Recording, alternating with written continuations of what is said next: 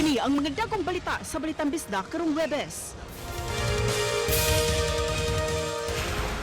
Duha ka batang lalaki napalgang patay sulod sa giabandonar nga sakyanan. Mga mananagat sa Ulango Island nakaani og kapin sa 1,000 ka kilo nga bangus. Mga jellyfish mitumaw sa baybayon sa lungsod sa Argao. Ug usa ka simbahan sa Talisay City nagpahigayon og urban gardening. Kini ang GMA Regional TV, Balitang Bisdak. Mayong hapon, ako si Cecil Kibod Castro.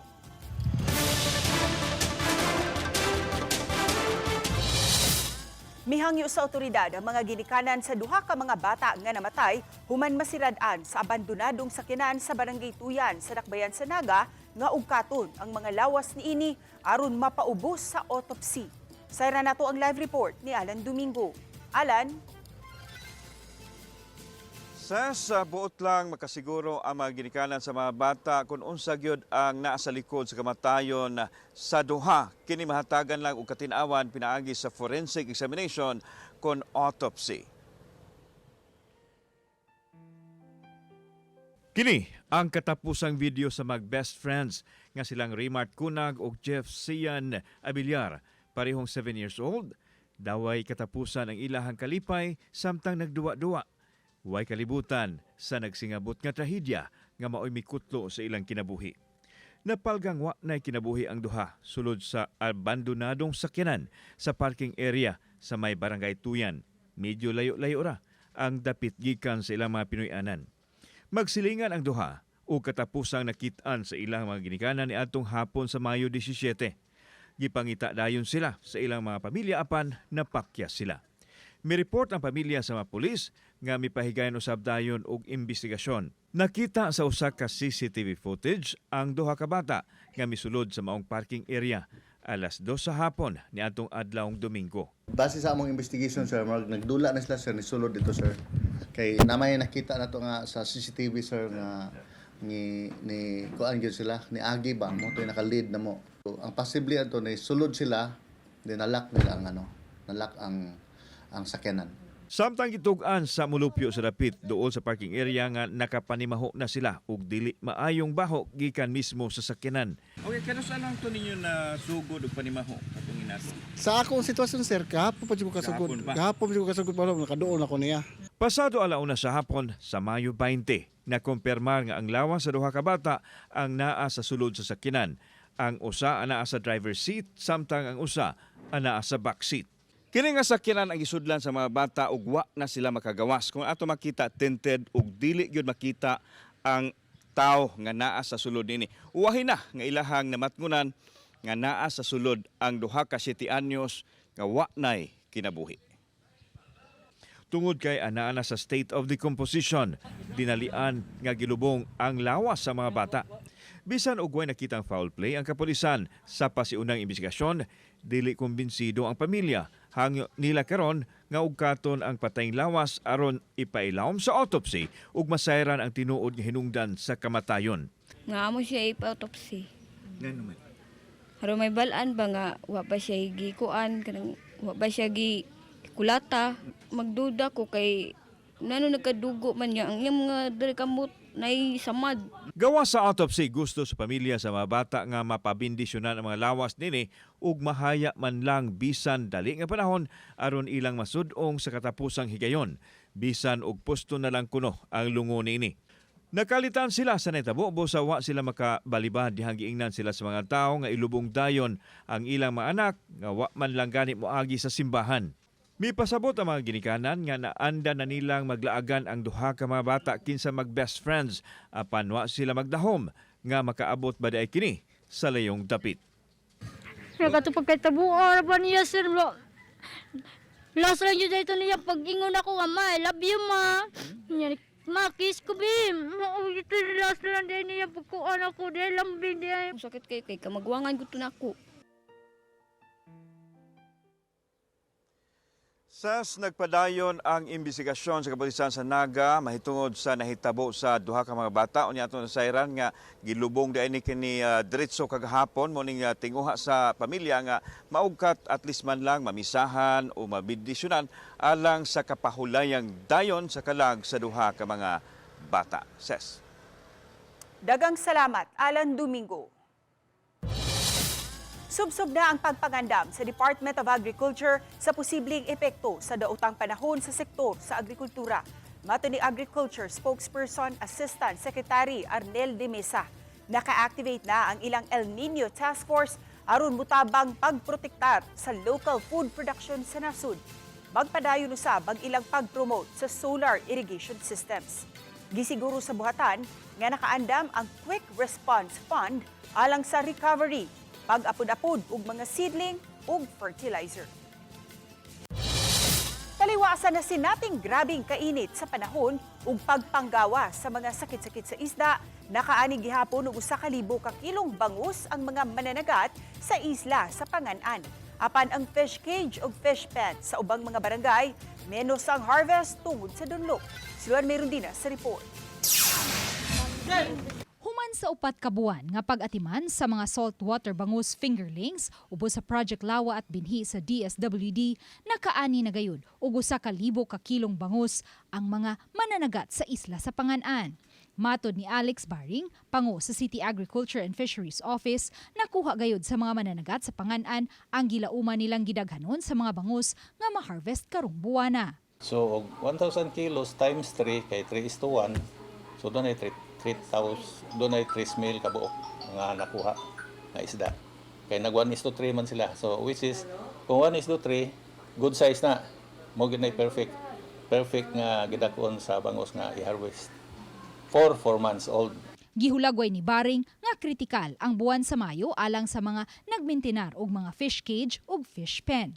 Gawa sa grabing kainit sa panahon nga makapaubos o makapamenos sa dissolved oxygen capacity sa tubig nga gikinahanglan sa mga isda, manggawas usab ang mga sakit-sakit sa mga isda nga gitawag nila og dunlok. Gani lakip sa apektado ang mga saltwater bangus fingerlings nga giatiman sa mga mananagat sa San Vicente, Olango Island. Nag-harvest usab sa niaging adlaw ang mga mananagat sa San Vicente, Olango Island sa ilang giatiman nga mga bangus fingerlings, apan anaa lang sa 503 kilos ang ilang nakuha. Hinuon aduna pa sila'y laing i-harvest apan aminado ang pangu sa City Agriculture and Fisheries Office CONCAFO nga menos ra gayud kini sa ilang gilaumang gidaghanon. Dihang 2 ka buwan pa lang ang naasoy mga bangus, nakasinati kini og sakit-sakit ug wa gilayon ma-report sa mga mananagat ngadto sa CAFO sa pagtuo nga normal ra kini nga kasinatian.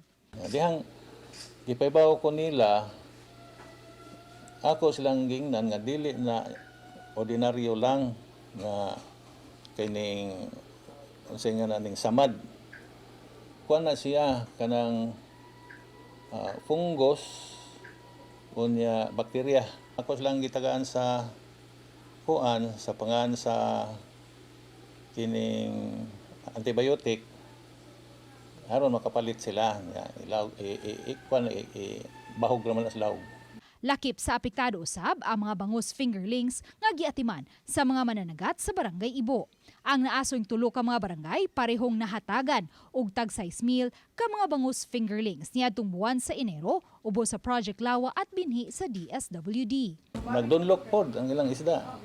Unya dugay ra ba sila naka-report sa MUA. Dako kaswalti ang Ibo. Pero at least doon na pagid sila madagin og harvest karong June. Gawas sa mga bangus, gitinguha usab karon sa CAFO ang pag-atiman sa crayfish kay gawas nga kusog ang demand niini sa mga hotel, menos usab ang gasto sa pag-atiman niini. Sa pagkakaroon, gipangandaman na sa City Agriculture and Fisheries Office ang posible unyang pag-igo sa Super El Nino aron matudluan usab ang mga mananagat sa mga angayang buhaton aron di mahiagom o grabing danyos ang ila unyang mga giatiman nga bangus. Uban ni Marlon Malgazo, Luan Mirondina, Balitang Bisdak.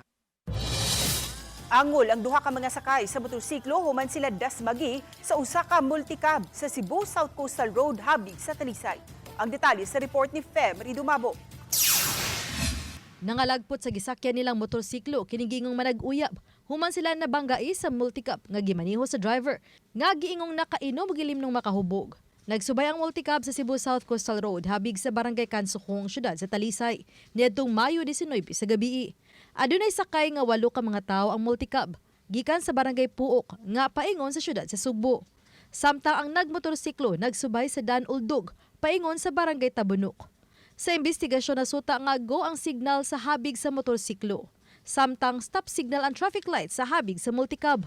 Apan inay muhunong milaho sa multicab hinungdan sa pagkaigo sa manag-uyab. Nga gikan day siyang nitambong sa usa ka salo-salo, nangaligo sila og swimming pool, and then paghuman nag-inom-inom, nakainom gyud kining maong lalaki. Aside nga nakasense ta niangkon sa dayon ang maong driver nga nag-inom-inom sila before sa mga hitabo. Daling gidala sa tambalanan ang duha ka mga sakay sa motorsiklo. Gidala usab ang asawa sa driver sa multicab nga naangol usab sa nahitabo. Samtang ang 48 anyos nga driver sa multicab ang gipaubos sa Land Transportation Office sa breathalyzer test ug nagpositibo kini. Mga tukmang kaso ang gipasaka na kagadihang buntag batok sa driver sa multicab. Samtang ang duha ka mga sakay sa motorsiklo ug ang asawa sa driver sa multicab ang anaa hinuon sa luwas nga kahimtang. Seryoso gid ta nining maong balaod nga kun ugaling dunay mga disgrasya amo gyung ipasaka ang kaso unya mangayo day mi og assistance gikan sa LTO nga moy mohatag og result sa ilahang pagtest sa maong driver. Uban ni Cleofer Lumayag ug Rod Prado, Femari Dumabok. Balitang Bisdak. Mabalhin na sa mas bag-o ug mas dakong pasilidad ang Mandawi City Jail Female Dormitory. Kagahapon gihimo ang inauguration sa administrative building sa prisuhan nga mo'y magsilbing opisina ug buhatan sa BJMP personnel. Gipangunayan ang launching sa mga mayor ug kongresista uban ang BJMP officers. Gipundohan ang proyekto para mahamugaway ang opisina sa mga jail personnel. Sa pagbalhin na unya sa prisuhan, nisaad usab ang syudad nga mangunay sa pagpalambo sa drainage sa dapit. Kaya humana ang admin building. Hapit na mabalhin ang mga piniriso sa female dormitory sa bagong pasilidad. Anaara kini sa likod usab sa male dormitory sa Sitio Dungguan sa Barangay Basak. The city has decided to help. So, nasa supplemental budget na ito karon.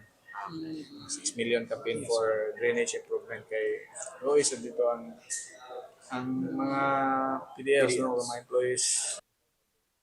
Kini ang GMA Regional TV, Balitang Bisdak.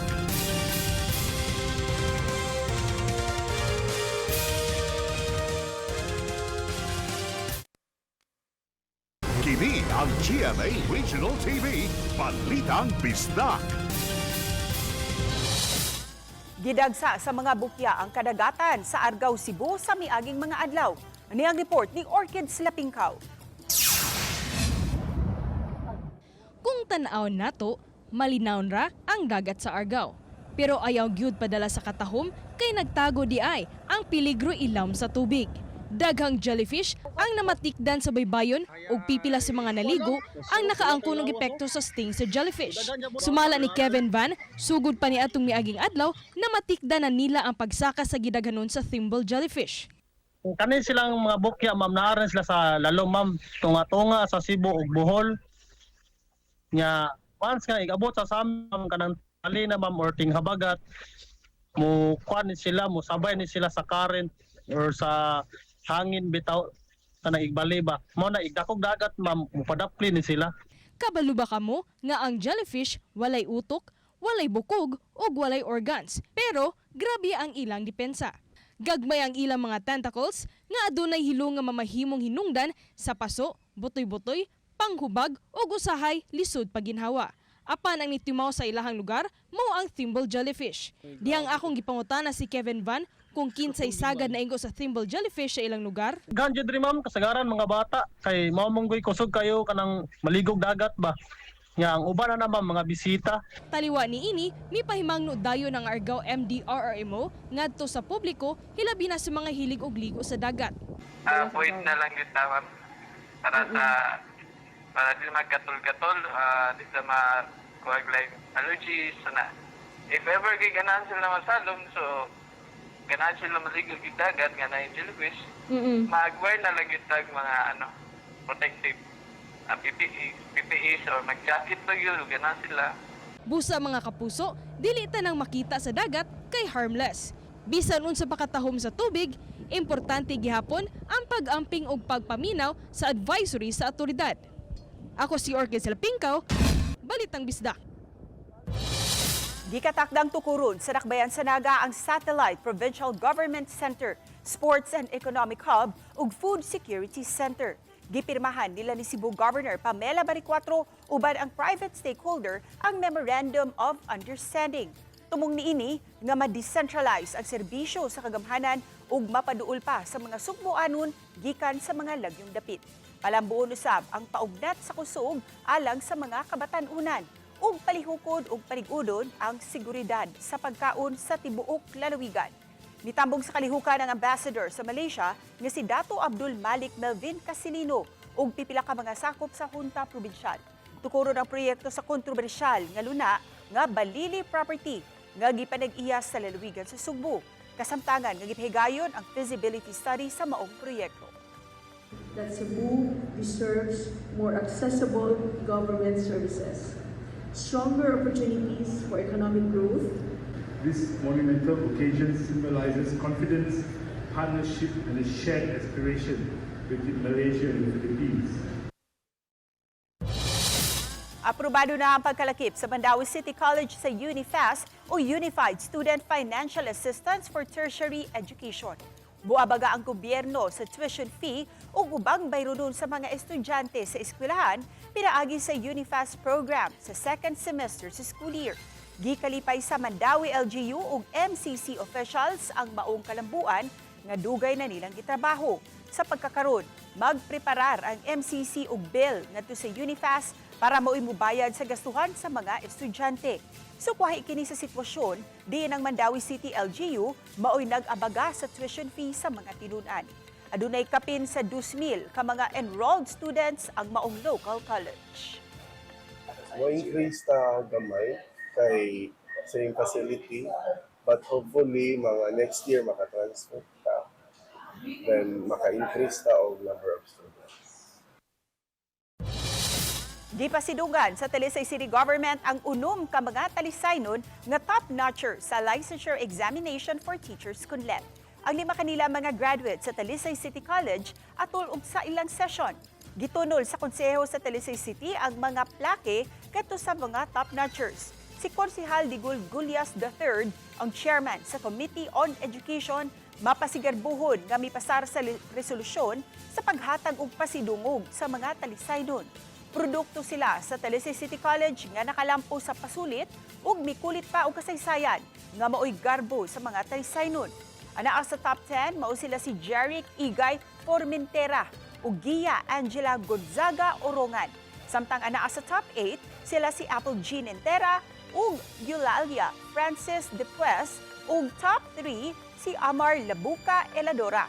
Sila gikan sa TCC. Anaa sa usa ka talisaynon nga gikan sa barangay Campo 4 ug anaa sa top 3 nga mao si Lady Rian Lapis. Siyang bahin matud ni Talisay City Mayor Sam Gulyas nga nagpakita kini sa kalidad sa edukasyon nga gitanyag sa TCC ngadto sa mga tinunan. Nag-urban gardening diha mismo sulod sa compound sa simbahan ang mga sakop sa mandated organization sa usak simbahan sa Talisay City. Si Femry Dumabog sa report. Kinimpipila sa mga senior citizen nga busy sa pag-atiman ni ining mga tinanom nga mga utanon ug spices ang naabtan sa Balitang Bisdak. Usa na kanila si Savina Nadella. Kinsa gusto gyud untay adunay garden sa ilang panimay apan way luna nga katamnan. Hinungdan nga gihangop niya ang gipasiugdahan nga urban gardening sa ilang padrikura sa San Isidro Labrador Parish. Monsignor Agustin Tingting ang kahas. Dinang kaniadtong simentadong lingkuranan sa mga manimbahay gawas sa simbahan ang gipamutangan nila og yuta ug ubang recyclable containers aron katamnan. Matag mandated religious organization sa simbahan. Adunay kaugalingong garden nga ilang palambuon. Ako na-encourage ko pero kay ang among balay is wala man niya may katamnan kay murag balay ra na niya din siminto agianan ana ba murang nagsikit-sikit ra wala jay lugar luna nga mahatamnan. So mo nang diri nimo gibuhos. Diri na lang namo gi gihatag diri tanan sa simbahan ang among pagkuan nga kami wala may katamnan sa moa. Gi kuan ni Monsignor nga magkuan ta og kanang gardening diri. Kay gusto man siya nga kuan kay tungod ni kanini sa ni San Isidro kay mag-uumaman. Nahimo na usab nga lingaw ni ining mga senior citizen nga nangalagad sa simbahan ang maong pag-gardening. Nga ilang gyulagway nga makapawa na sa stress, makapamupo pa sila aron ilang maluto nga sudan. Siguradong organic og presko pa. Gipaubos sila sa tulo ka adlaw nga seminar sa Talisay City Agriculture kalabot sa pagpananom ug ang paghimog ilang kaugalingong fertilizer. Tinguha usab nila nga makaapod-apod og mga sidling sa mga parokyano sa Barangay San Isidro, Talisay City aron makasugod na usab og gardening sa ilang tugaran. Si Monsignor nag-aghat yun sa tanang mga parokyano nga kanang sa pag-abot niya dinhi kanang kamunggay sa matag balay. Pag-abot niya dinhi nighatag yun sa mga kamunggay yun nga tubo na. Iyang gipang distribute sa mga parokyano dinhi. Ubay-ubay na yun tubo yun. Ubay-ubay na yun tubo. Pwede sad may makapanghatag. Or makapangayo ba silang libre po diri ma'am ang katunyang. Okay, nagsimalaguan man mi, similya man pud mi. Sobra ra, adi amo na sa ipanghatag kay mangayo man sa kanang manimbahay. Uy, tagaan mi aning kuan ha. So amo sang tagaan sila. Si Cebu Archbishop Abit Oy kinsa nakabisita sa ilang parokya ug nakakita sa maong garden. Ang nakadayig ug nang hinaot nga ma-inspire ang kadaghanan nga bisan ana ataliwala sa usa ka busy nga lugar. Makahimo kay gihapon og urban gardening. Uban ni Cleofer Lumayag, Femari Dumabok. Balitang Bisdak. Kini ang GMA Regional TV, Balitang Bisdak. Kini ang GMA Regional TV, Balitang Bisdak. Matanaw ng pagbalik sa big screen karong June 3, Miyerkules, ang obra nila ni National Artist for Film and Broadcast Arts Marilu Diaz Abaya ug Ricky Lee. Ato sa special screening sa remastered ug digitally restored film, nagka-instant reunion ang cast ug creative sa Buro Ami. Present sa screening ang pipila ka mga kapuso executives nga gipanguluhan ni GMA Senior Vice President for Public Affairs ug Executive Vice President for GMA Pictures Nessa Baldillion. Ang Buro Ami sa kapamaagi sa pagpanagat, diin mo gamit og mga bato o puthaw ang mga mananagat aron sa pagpukpok sa mga coral reef ug dihang mugawas na mga isda dakpon kini gamit ang net. Matod sa cast, nindot nga ipakita ug makatan-aw ang bag-ong henerasyon aron ilang masayra ng isyu sa katilingban. Matapos na ugma Biyernes ang service contracting program sa gobyerno ngadto sa mga pampublikong sakyanan. Mao kini ang programa nga naghatag og 20% discount sa mga regular nga mga pasahero ug 40% discount sa mga estudyante, senior citizen ug PWD. Ubos usab sa maong programa, gibayaran sa gobyerno ang mga PUV depende sa kilometro nga ilang daganan ug unsa nga klase sa sakyanan ang ilang gigamit. Subay niini, magpadayon ang 10 pesos per liter nga fuel discount para sa mga jeepney ug UV Express. Gipatuman ang maong programa tungod sa Middle East tension nga may resulta sa pagkasirado sa Strait of Hormuz.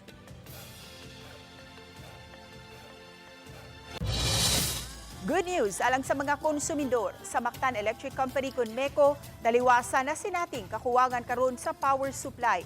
Walay pagsaka sa power rate nga ipatuman. Gani, mas muubos pa ang bayranan ninyo sa kuryente karong buwana. Si Luan Mayrondina sa report.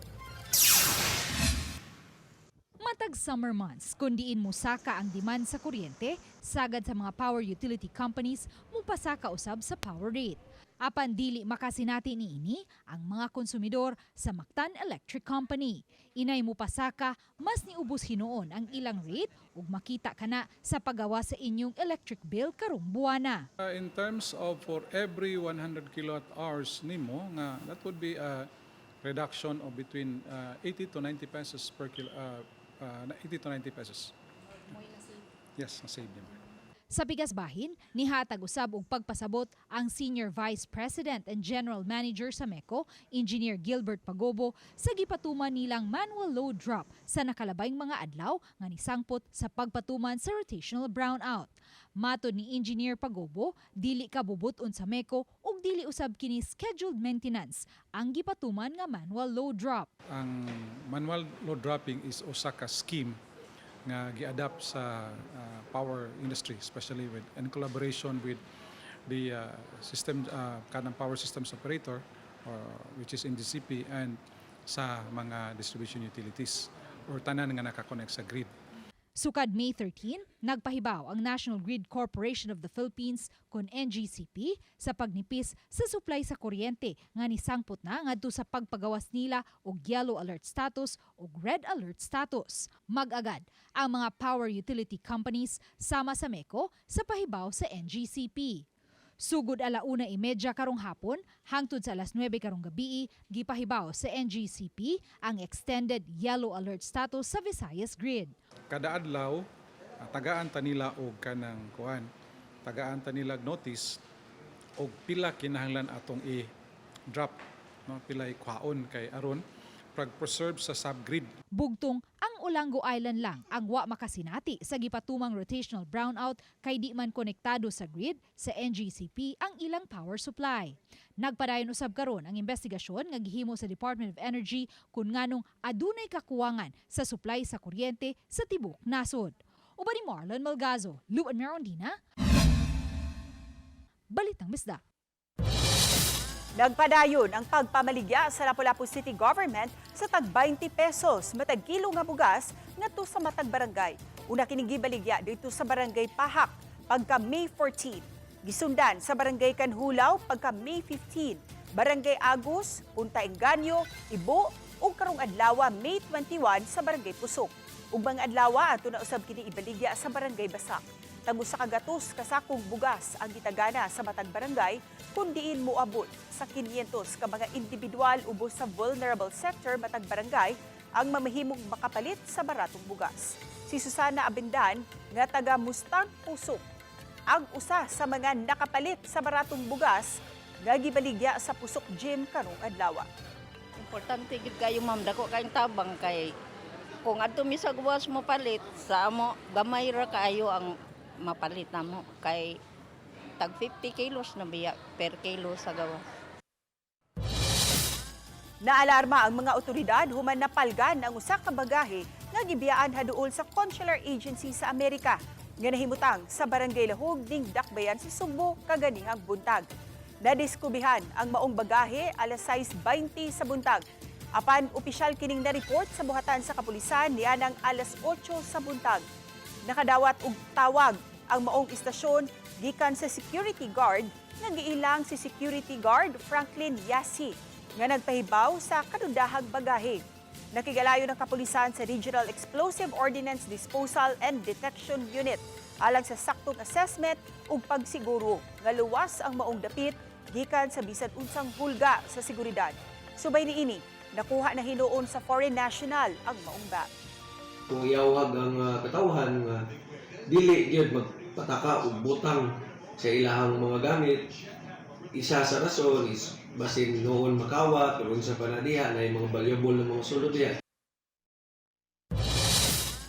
Nakaparehistro ang 816 ka mga upunganon sa katapusang adlaw sa voter registration. Sukad gisugdan ang voter registration ni atong October 20, 2025, moabot sa 12,432 ka mga upunganon nga nagparehistro ang naaprubahan sa Election Registration Board kun ERB.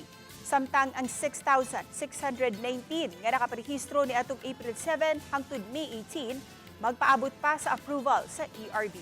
Samtang base sa data sa COMELEC, Lapu-Lapu City, adunay 279,825 registered voters ang Lapu-Lapu City. Mga kapuso, adunay bag-ong low pressure area sa sulod sa Philippine Area of Responsibility. Katapusan kining nabantayan, mga 890 kilometers sa sidlakan sa southeastern Mindanao. Matod sa Pag-asa, walay timailhan nga mamihimong bagyo ang LPA sa mosunod nga 24 oras. Padayon usab ang pagpasulabi sa easterlies na mohatod sa mapanganuron nga panahon ug tsansa sa pag-uwan-uwan. Samtang subay sa rainfall forecast sa Metro Weather, adunay kahigayunan nga masinati ang patak-patak nga pag-uwan-uwan sa Leyte Province. Posible usab nga masinati ang hinay nga pag-uwan sa ubang mga lugar sa Bohol ug ubang lugar sa nasod.